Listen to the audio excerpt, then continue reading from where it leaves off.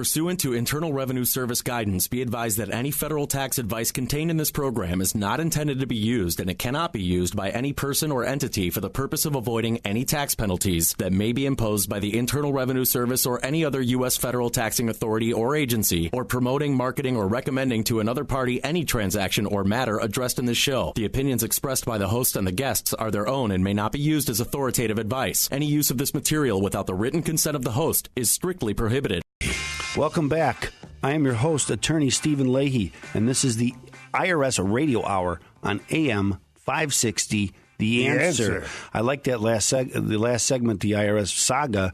We have so much to put into that saga. Yeah, we're always running out of time on that. Yeah, I wanted to talk about some other things, but we'll talk about it another time. They'll still be here next week. It's ongoing, as we said. Now, this is the part of the show where we've changed it to our favorite listener, Dr. Richard Fader from Fort Wayne, Indiana. And he writes this week, Steve, your blog last week was fascinating, and I wish you would continue to talk about what you were talking about last week, which is when you modify a loan, what changes can be made?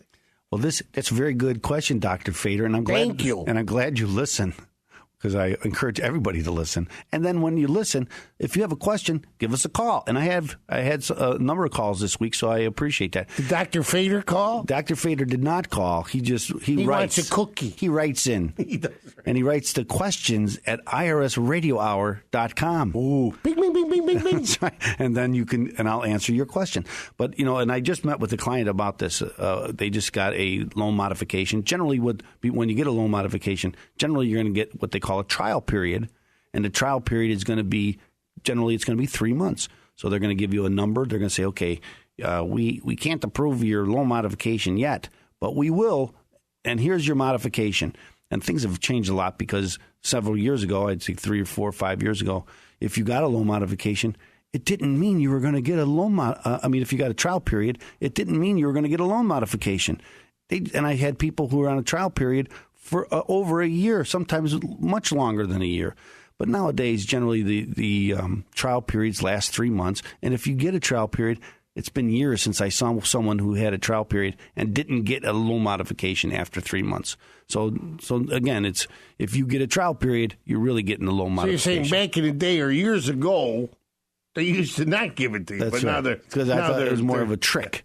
But now it's not more. Now it's not really a trick. They're really going to give you a loan modification, and but they're going to ask you to make payments for 3 months in a row.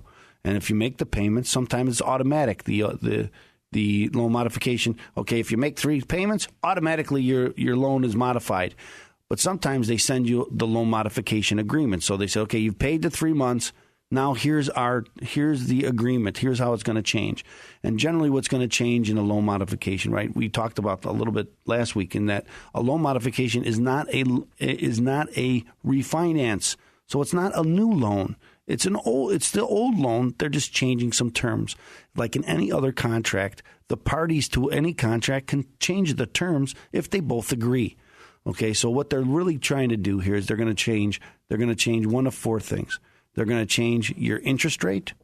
They're going to change the duration of the loan. They're going to change your the arrears, how much you owe, how much back you owe, or they're going to change what the principal amount due is. Okay, so these are the 4. You're talking about Jennifer Lopez. These are the 4 things that they're going to change. In the most common type of loan modification, what happens is they take what you're behind, they add it to the principal, and then they reduce your interest rate and they amortize it, and that has this effect of lowering your mortgage payment. Now, sometimes what they do is they will forgive the arrears, how much you're behind, and speaking of Lonnie Anderson, okay, so they'll forgive what you're behind, and sometimes they'll also forgive some of the principal that you owe. Okay, now sometimes what they do is they put a certain amount into what they call a non-interest bearing account.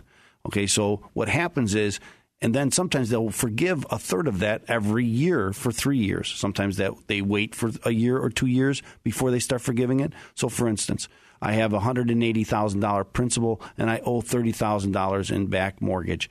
Okay, so now I get a modification, and the new principal amount due, they're going to amortize it for $150,000, and so that leaves a certain amount of money that is now in this non-interest bearing account, and then next year a third of that amount is going to be forgiven. What's a third of it? Whatever that is. Oh, I thought you were going to do that in your head. The second one, after two years, they'll forgive another third, and then after another year, they'll forgive the rest. Now, sometimes what they'll do is that's 3/3. Sometimes what they'll do is I did that in my head too. That's right. Yeah. Sometimes what they'll do is that they will, instead of forgiving some of it, or they'll take the amortization out longer. So what happens is that even though your mortgage is over, there's still going to be a balloon payment due at the end. So, that's not a good thing. But again, I always tell people, you want to move. Sometimes it just turns out that you're just going to rent the house because you're never going to really own it because you're going to owe so much on the house. But most people want to stay in their home, and that's what a loan modification will do. You know how much it costs to move?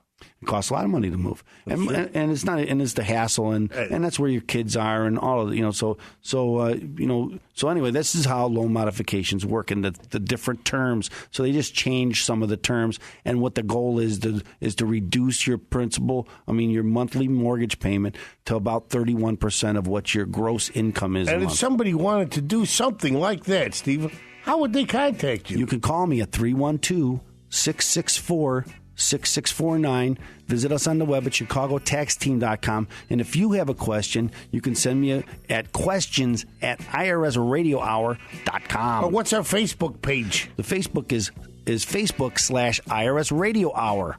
Please like us. That's right. We want you to like us on Facebook and follow us on Twitter. Be right back.